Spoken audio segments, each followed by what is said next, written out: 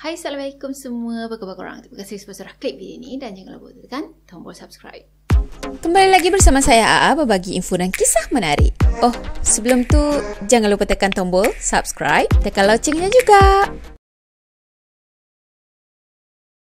Okey, video seram kita pada kali ini kita nak sambung cerita Dihantui Perempuan Mati Beranak part 4. Tapi part 4 ni adalah malam ke-6. Jadi part yang last hari tu, ingat balik abang Jeff dia yang temankan dia kan. Dah tu abang Jeff dia macam mengigau-ngigau macam gitu. Dia pergi renjisnya holy water. Dah tu abang Jeff dia dah tak mengigau lagi dah. So part kali ni kita cerita apa sebenarnya yang berlaku pada abang Jeff dia pada malam tu. So dah sedia? Jom kita mula. Okey, esoknya tu awal-awal pagi lagi Ellie dah bangun dah. Masa tu dia rasa nyenyak dia tidur semalam. Barulah rasa tubuh dia ni bertenaga sikit. Dah, lepas dah kemas tempat tidur semua, dia keluar bilik nak turun ke bawah. Lepas tu pergilah buat-buat air ke apa kan. Katanya masa tu dia lalulah depan bilik abang Jeff dia. Masa tu juga dia nampak abang Jeff dia masih lagi tidur. Tengah tidur meniarap dekat atas tilam. Dan katanya bilik yang abang Jeff dia tidur tu tak ada katil. Hanya ada tilam je. Hanya ada tilam je yang dia letak atas lantai. Jadi dia nampak abang Jeff dia masih lagi tidur masa tu. Dia pun turun ke bawah, cuci-cuci muka semua. Dah tu pergi masak air panas. Dia bawa kopi. Dalam pukul 9 pagi macam gitu, dia dengar abang Jeff dia turun daripada tangga. Lepas tu sambil menguap macam tu lah, dengan sepotong rokok dekat tangan. Abang Jeff dia turun ke bawah. Lepas tu pergi duduk dekat kerusi sambil-sambil gosok mata dia kan. Katanya baru bangun tidur. Dah tu abang Jeff dia tadi pun start merokok. Dalam masa yang sama juga abang Jeff dia tanyalah, kau ada bawa kopi ke? Sebab yelah dia kan nampak adik dia tengah minum kopi kan. Dah tu Ellie cakap ada. Kejap-kejap Ellie ni pun pergilah tuang untuk abang Jeff dia. Sambil-sambil dia bagi biskut kan, cicah biskut nanti. Dan sambil-sambil diorang minum pagi tu, diorang borak-borak lah kan. Sebab yelah semalam tak sempat nak borak. Dia macam tegur sapa sekejap je. Lepas tu Ellie terus naik atas sambung tidur. Dan pagi tu barulah sempat nak borak-borak panjang sikit. Sedap je borak-borak dengan abang dia. Dah tu dia pun terbuka lah cerita semalam. Dia cakap yang semalam dia ada dengar abang Jeff dia macam meracau-racau, macam tengah marah, tengah gaduh macam gitu. Tapi tak clear sangat apa yang abang Jeff dia cakapkan. Jadi dia pun tanyalah kan, apa yang dah berlaku semalam. Dah, abang Jeff dia pun cakap celaka macam tu. Bahasa kasar sikit. Katanya kalau abang Jeff dia ni marah, memang gitulah bahasanya. Dah tu Ellie tadi pun tanyalah kan, kenapa bang? Apa yang jadi semalam? Dah, abang Jeff dia tadi pun cerita semalam lepas kawan dia turunkan dia dekat depan rumah. Yelah kawan dia hantar dia dengan kereta tau. Lepas tu dia turun, keluar je kereta nak balik ke rumah tu. Lepas tu dia rasa macam nak terkencing. Dah tu dia pun pergilah kencing dekat dalam semak. Dalam semak tu macam ada parit macam gitulah. Pergi kencing dekat situ kan. Dan katanya tak jauh daripada tempat abang Jeff dia kencing tu adalah rumah Kalang. Kalang dengan Liah ni. Masa tu abang Jeff dia perasan lah, masa dia kencing tu dia perasan yang ada anjing tengah berlari-lari sambil-sambil menyalak macam tu. Tapi dia tak heran, dia tak fikir pelik pun. Dan habis je dia kencing, tiba-tiba je ada angin sejuk yang datang daripada arah belakang dia tau. Macam langgar dia macam gitu. Kan kita boleh rasakan kalau ada angin yang langgar kita. Dah tu dia pun terus paling ke belakang. Pusing belakang tengok siapa je kan. Siapa je yang ada kat belakang. Tapi pada masa tu dia nampak tak ada siapa-siapa pun. Tapi dalam masa yang sama, sebelah badan dia ni dah meremang habis dah. So abang dia ni macam boleh agak lah. Mungkin betul ada putih dekat situ pada masa tu. Jadi dia pun berjalan pergi ke arah rumah tu kan. Dia berdiri je dekat depan rumah dia. Dia tak terus ketuk pintu, tak terus masuk dalam rumah tau. Tapi dia berdiri dekat situ kejap. Dan katanya dia tunduk. Lepas tu dia kuis-kuis tanah tu. Sambil-sambil dia cakapkan sesuatu. Cuma ayat panjangnya tu si Ellie ni tak berapa ingat sangat. Tapi yang dia ingat cuma abang Jeff dia cakap macam ni. Apa yang datang daripada tanah, balik ke tanah. Kau dah ada dekat alam lain. Kau jangan nak ganggu manusia yang masih hidup. Macam lebih kurang macam gitulah dia punya ayat. Dah, lepas dia dah kuih-kuih tadi, dia dah cakap macam gitu. Lepas tu dia pun bangun kan. Bangun, barulah dia ketuk pintu. Ketuk-ketuk pintu sambil panggil-panggil nama adik dia, Ellie. Ellie buka pintu kan. Dan katanya, bilik Ellie ni betul-betul ada dekat dengan pintu. So, bila dah ketuk-ketuk pintu tadi, dia boleh dengar dengan jelas lah. Sebab itulah dia buat cepat-cepat bangun. Lepas tu pergi bukakan pintu abang dia. Dah tu, abang Jeff dia cakap, masa sebelum Ellie ni bukakan pintu untuk dia, dia perasan suasana pada masa tu sunyi sepi. Tak ada sebarang bunyi sekalipun. Walaupun cengkerik pun tak mengeluarkan bunyi pada masa tu tau. Anjing dengan unggas hutan semua tu lagilah senyap je. Tapi lepas Ellie buka je pintu, semua bunyi tu ada balik. Dah tu lepas Ellie buka pintu tu kan, dia orang tak borak banyak sangat kan. Lepas tu Ellie pergi masuk tidur. Dan Abang Jeff cakap pada malam tu dia rasa mengantuk sangat. Dah tu dia rasa badan dia ni lemas macam tau. Dan dia pun pergilah masuk bilik. Dia tak basuh muka, tak basuh kaki, tak buat apa-apa pun. Dia cuma buka baju dia, pakai seluar slack, lepas tu baring dekat silam, tidur. Sebenarnya malam tu Ellie dah tahu dah yang abang dia tak basuh muka, tak cuci apa-apa, terus masuk tidur. Jadi Ellie cuma fikir, oh abang dia ni macam penat sangat agaknya, sebab itulah tak bersihkan diri dulu kan. Terus dia pergi tidur. Jadi lepas dia tidur tu lah, abang dia mimpi. Katanya keadaan abang dia pada masa tu separuh sedar, separuh tak sedar. Macam itulah keadaan dalam dua sedar. Dia macam kita sedar apa yang berlaku, kita boleh nampak, tapi kita tak boleh nak buat apa-apa kan. Abangnya cerita, dalam bilik tengah tu, masa dia tidur terlentang, dekat atas kepala dia tu ada jendela tau. Dah tu dia nampak ada seorang perempuan ni yang rambutnya mengurai dan mukanya tertutup sebab ditutupi oleh rambut tu. Perempuan tu perlahan-lahan merangkak masuk melalui jendela. Tapi dia punya merangkak tu seseolah macam dia dapat menembusi jendela tu. Lepas dah nampak penampakan macam gitu, Abang Jeff dia tadi pun cubalah kan untuk bergerak kan, untuk bangun ke apa kan. Tapi tak boleh dah. Ya, badan dia dah kaku dekat situ dan dia terpaksa hadap benda tu naik dekat atas badan dia tau. Bayangkan dia dalam keadaan terlentang, dia sedar semua tu dan benda tu ada dekat atas badan dia. Dan yang paling mengerikan, Abang Jeff tu boleh rasa kuku Ponti tu yang tajam gila tengah cengkam dekat dada dia. Seolah-olah macam benda tu cuba untuk masuk dalam badan abang dia. Dalam masa yang sama, Abang Jeff dia tadi cuba buka mulut, cuba bersuara macam tu kan. Dan cubalah untuk baca apa-apa, doa mengikut ajaran dia. Tapi satu ayat pun tak terkeluar. Mulut dia ni seolah-olahnya terkunci rapat. Dan masa itulah Ponti tadi boleh mengilai tau. Dia mengilai macam mengejek macam tu kan. Dah tu Ponti tadi yang ada dekat atas badan abang dia ni tundukkan kepala dia rapat dengan muka Abang Jeff ni tau. Jadi adalah cahaya sama-sama daripada tingkap sana dan Abang Jeff ni boleh nampak muka Ponti tu pucat lesi. Dan tu bahagian muka dia bukan putih blend macam tu tau, tapi agak merekah. Dan bahagian mulut, bahagian bibirnya pula hitam legam. Dan tiba-tiba Ponti tadi berteriak kepanasan tau. Macam terbakar macam tu dan terus hilang.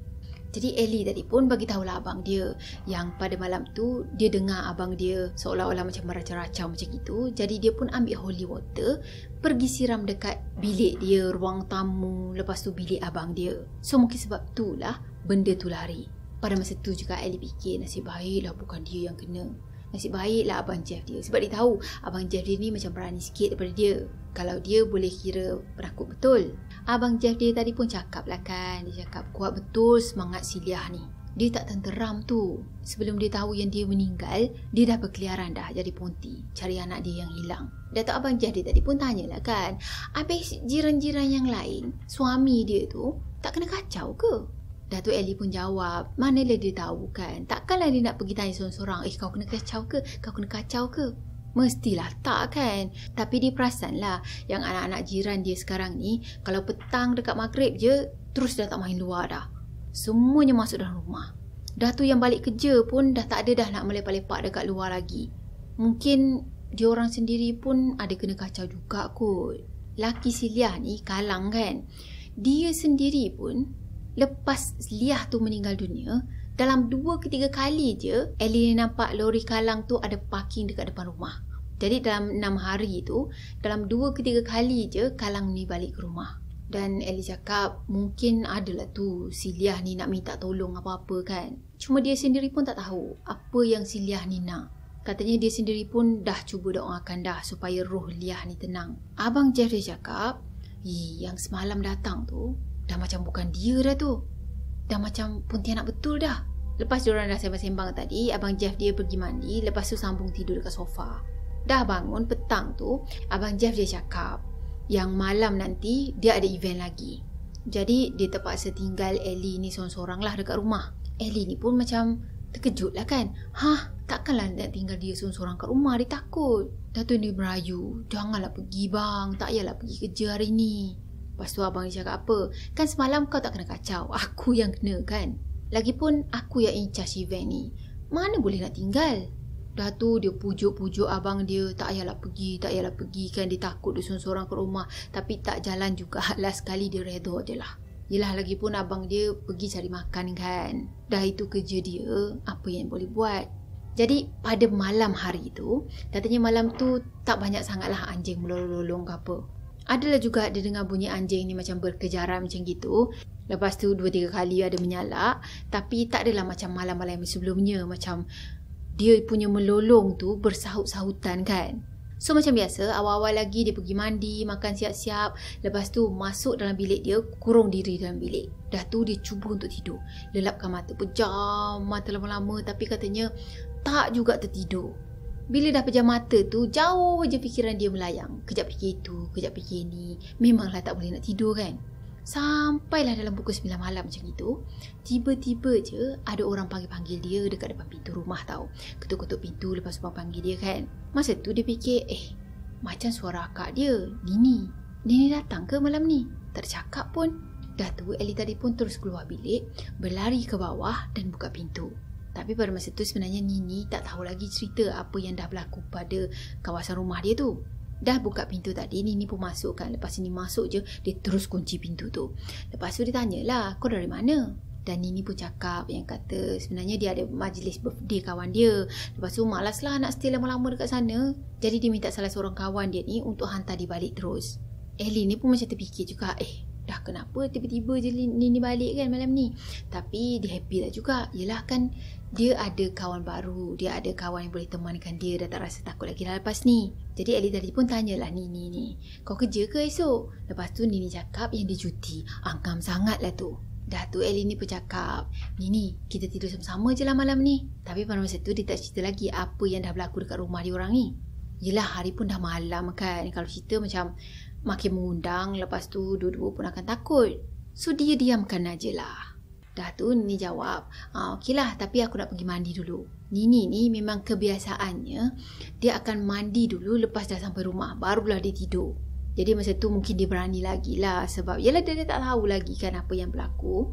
Dah tu diorang berdua ni pun pergi naik atas, naik ke atas sana. Dan Nini pergi buka pintu bilik dia. Katanya bilik dia tu ada pada hujung sekali. Kan dekat tingkat atas sana ada 3 buah bilik. Bilik pertama, bilik yang Ellie ni tidur. Lepas tu bilik sebelah dia tu, bilik yang Abang Jeff dia tu tidur kan. Dan bilik yang hujung sekali itulah bilik Nini. Dia buka pintu bilik dia, ambil barang-barang mandinya. Lepas tu turun ke bawah, pergi mandi dulu.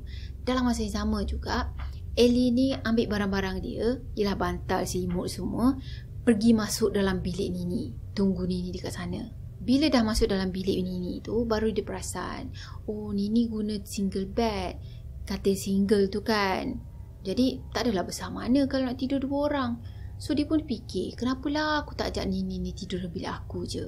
Ialah katil dalam bilik dia tu saiznya queen, so besar lah sikit kan. Itulah terlampau takut sangat dan rasa happy bila ada teman. Dah tak terfikir dah saiz katil tu kecil ke besar ke, janji dapat tidur sama. Bila Nini ni dah siap mandi tadi, dia masuk je bilik dia. Dia tengok Ellie dah dalam keadaan berbungkus habis dah. Dah tu siap-siap dah landing dekat atas katil dia. Bila dah tengok keadaan macam gitu, Nini tadi pun tegur lah kan, Ellie, kau tidur macam mana ni? Bagilah ruang sikit untuk aku tidur. Ni dah tak ada ruang langsung untuk aku tidur. Dah tepi-tepi sikit. Kalau tak kau pergi tidur dalam bilik engkau noh. Jadi Ellie pun cakap, tak nak. Aku nak tidur sini. Aku tidur dengan kau. Sebab aku rindu engkau. Saja je dia kan. Yelah takut punya pasal. Dia pun ngesoklah sikit ke tepi, bagi ruang pada akak dia tu untuk tidur. Katanya malam tu, lepas dah beberapa jam dia orang ni tidur, tiba-tiba je Ellie ni tersedar. Dia terbangun dan dia perasan yang dia dah ada dekat bawah dah. Dia dah ada dekat atas lantai dah. Katanya bilik akak dia ni pun diorang tak guna katil. Diorang letak je tilam, lepas tu tidur atas tilam atas lantai macam itulah. Dah, bila perasan dia ada kat bawah tadi, dia pun ngesok-ngesok lah kan, naik balik atas katil tu. Bila dia naik atas katil, akak dia ni mungkin macam perasan agaknya. Lepas tu, dia pun balikkan badan membelakangi si Ellie ni. Masa tu, Ellie ni cuba untuk tidur. Dia pejam mata, dia nak sambung tidur lah kan. Tapi, tiba-tiba je, dia terdengar bunyi cakaran pada dinding panjang sangat.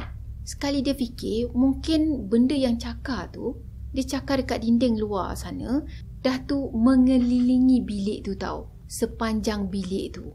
Apa lagi, meremang habis satu badan dia, sampaikan dekat kepala pun meremang. Jantungnya tak cakap lah kan. Dudap. Jadi, Ellie tadi pun dah tak fikir panjang dah.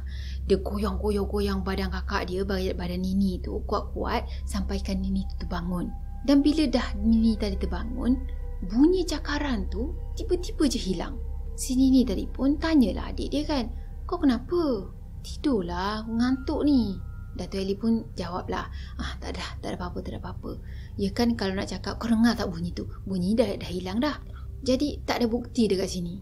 Nini tadi pun agak bengang jugalah kan. Dia cakap, dah tu dia terus tidur. Tapi kali ni dia tidur berhadapan dengan adik dia.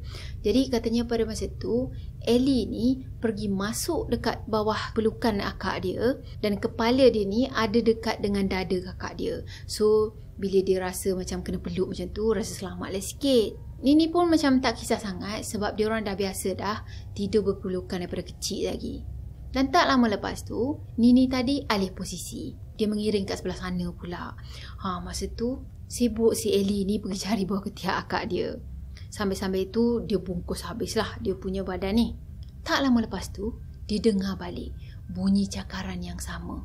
Cakarannya tu panjang tau. Masa tu memang dia takut gila. Sampaikan dia pergi menyending je dengan akak dia ni. Dah tolak sikit kan. Sampai terbangun akaknya. Dah tu Nini tadi pun tanyalah kan, kau ni kenapa? Kau sejuk ke? Yelah, dia tengok keadaan adik dia yang berbungkus semua seluruh badan. Mestilah dia tanya kan, kenapa sampai bungkus macam tu? Kau sejuk ke? Dan Ellie cakap apa? Ya, dia sejuk. Padahal dia dah berpeluh dah dalam selimut tu. Dan akak ditanya lagi, kau period ke? Lepas tu Ellie pun macam pelik lah kan. Bila masa pula dia period? Dan dia jawab, mana ada saya period? Cuma masa tu macam dia bisik-bisik je lah dengan akak dia. Dah tu air muka akak dia ni terus berubah tau. Dan dia cakap, kuat juga aku bau darah ni. Jadi Ellie ni pun buka sikit-sikit selimut ni kan. Daripada kepala buka sikit-sikit sampai ke hidung macam gitu. Dah tu dia cuba cium aroma dalam bilik tu. Dan betul, kuat gila bau hanya darah dalam bilik tu. Ellie pun cakap dengan akak dia, dah, jangan tekuk. Nanti esok aku cerita. Nini ni pun apa lagi, kalau dah orang cakap bercerita macam gitu, mesti ada benda yang adik dia suruhkan ni kan. Dah tu dia tanyalah, apa je yang kau tahu yang aku tak tahu ni? Perasaan ingin tahu dia pada masa tu mestilah lagi buak-buak. Dah lah dengan tercium bau darah lagi. Dan tak semena-mena, anjing dekat luar rumah sana menyalak, melolong tau. Macam malam-malam yang sebelum ni. Dah tu Ellie pun cakap, dah lah tidur. Nanti esok aku cerita kan. Dalam masa yang sama juga baru dia teringat. Holy water yang dia ambil dalam bilik mama dia semalam, itu ada dekat dalam bilik dia. So masa tu dia rasa menyesal lah juga. Tak bawa aja holy water tu ke dalam bilik akak dia. Dalam masa yang sama dia pergi peluk akaknya. Sampaikan kata, yelah pelik jugalah akak dia tengok adik dia macam gitu kan. Kebingungan katanya. Tapi dia biar je adik dia tu peluk dia sampailah Nini ni tertidur. Tapi Ellie, alamak, tak dapat nak tidur lah pula. Nini dah lama dah lelap, tapi dia pula yang tak dapat nak lelap mata. Dah tu dia pejam mata dia rapat-rapat dan dia berdoa dalam hati dia, baca doa. Dan tak tahu bila dia tertidur. To be continue. Okay, saya rasa sampai di sini untuk video kali ini. Saya harap korang suka video ni. Dan tunggu video last kisah ni dalam video yang akan datang, okay? So macam biasa, kalau korang suka video ni, jangan lupa tekan tombol like, comment, share dan juga subscribe. Jumpa lagi next video. Bye-bye. Assalamualaikum warahmatullahi wabarakatuh. Bye-bye.